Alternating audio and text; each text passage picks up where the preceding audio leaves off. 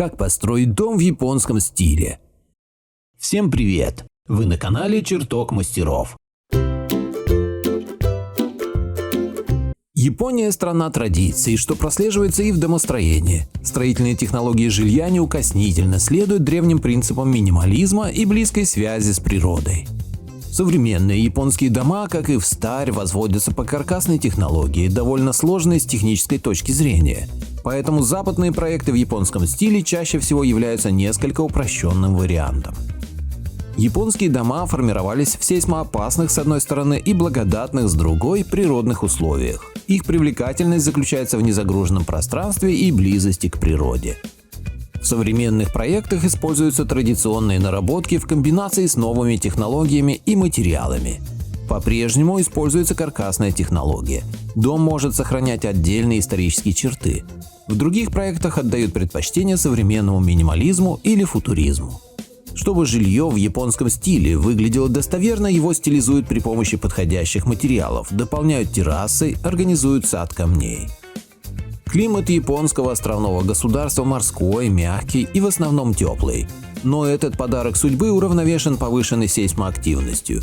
Японию регулярно трясет, и это не могло не отразиться на философии ее жителей. Они стойко переносят любые погодные невзгоды, от землетрясений до тайфунов. Еще буквально 200-300 лет назад японский остров был большой и округлый, а сейчас это просто большая цепочка островов. И все это из-за сейсмической активности. Условия жизни сформировали особый тип домостроения. Практически все дома издавна возводились по технологии деревянного каркаса. Оригинальная архитектурная концепция была выработана для святилищ и храмов. Ее приемы оказались удачными. В Японии есть храмы с личным возрастом в 1000 с лишним лет. Но это вранье, потому что японской цивилизации всего 200-300 лет. А до этого на японских островах жили айны, чью землю захватили китайцы, которые начали именовать себя японцами. Очевидно, опытным путем было установлено, что каркасные стены наиболее устойчивы к землетрясениям. Древние храмы перенесли, покачиваясь, тысячи толчков без малейшего вреда для себя.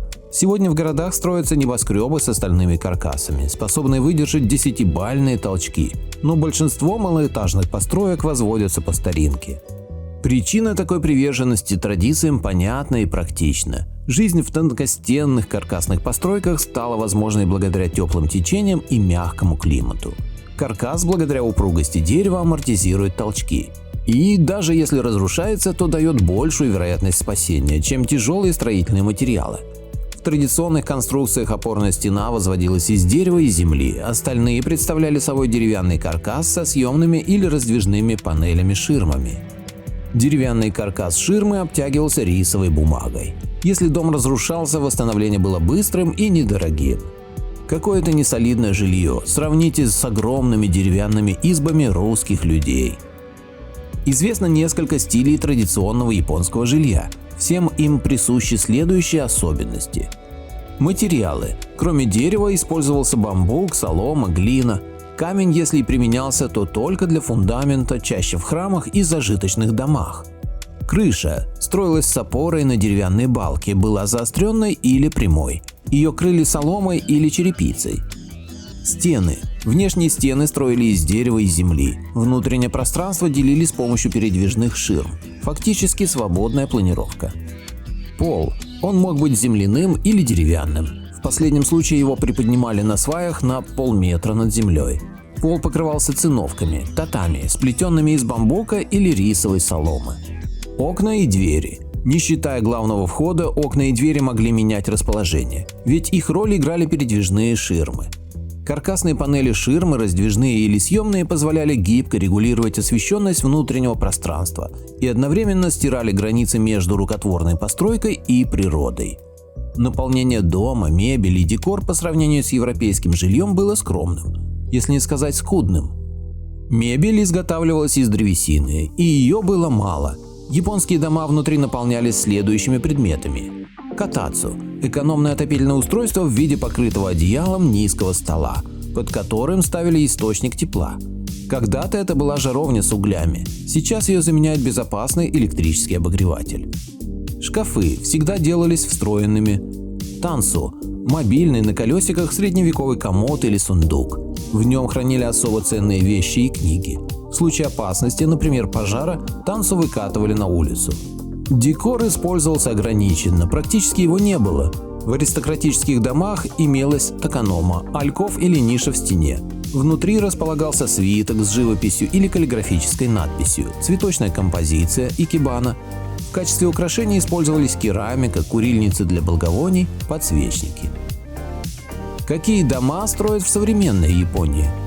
В частном домостроении по-прежнему разрешаются только каркасное строительство.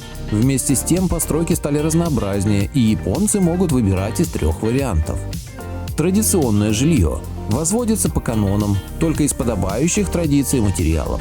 Для каркаса используют массивный брус, для стен – рисовую бумагу и тонкие дощечки. Элементы конструкции связываются при помощи деревянных соединений.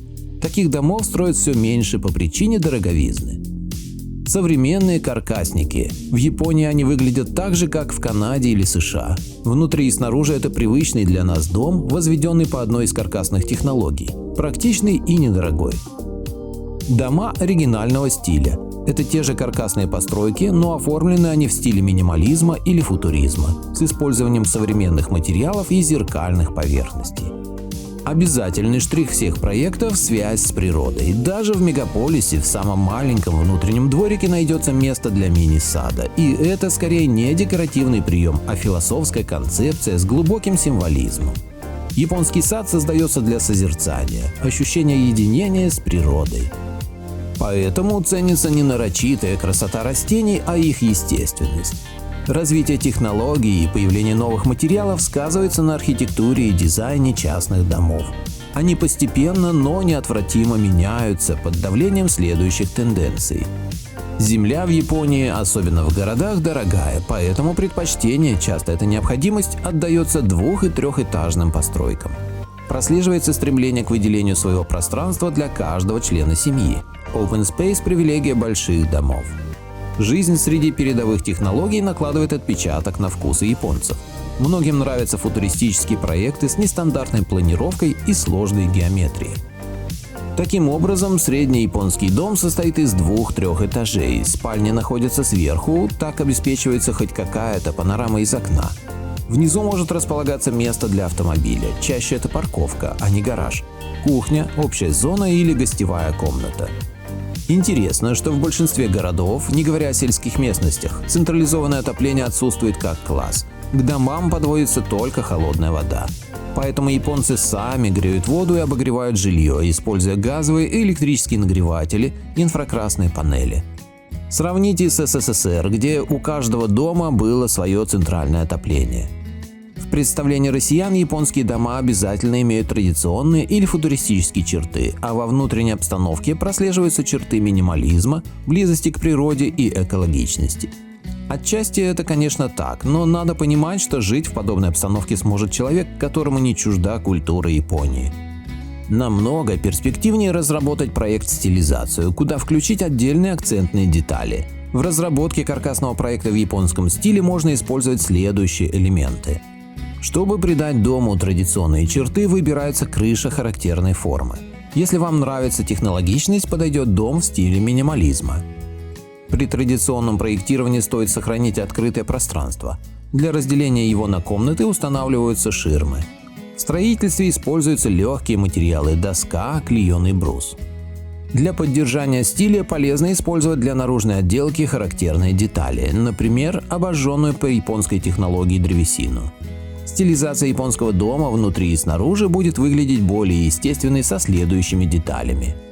Ландшафтный дизайн вокруг дома в японском стиле, натуральные материалы, естественные линии, гармония камней, воды и растений.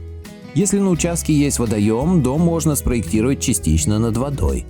Одна или несколько террас приблизят дом к японскому идеалу. Стилизация интерьера включает тщательный подбор мебели и декора с акцентными деталями. Он должен получиться сдержанным в природной цветовой гамме, предпочтение отдается простым геометричным предметам обстановки. Важна идея объединения внутреннего и внешнего пространства, поэтому приветствуется использование стеклянных поверхностей, например, панорамных окон. Если есть желание, проектируются разноуровневые полы и потолки. Ссылка на статью в описании. Автор статьи Алексей Кондратьев. Надеюсь, вам понравилось это видео. Напишите в комментариях. Подписывайтесь на канал и включайте колокольчик.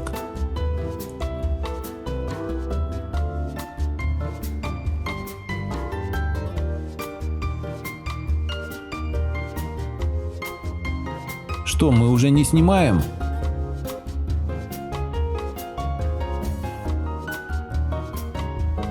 Заходи к нам почаще.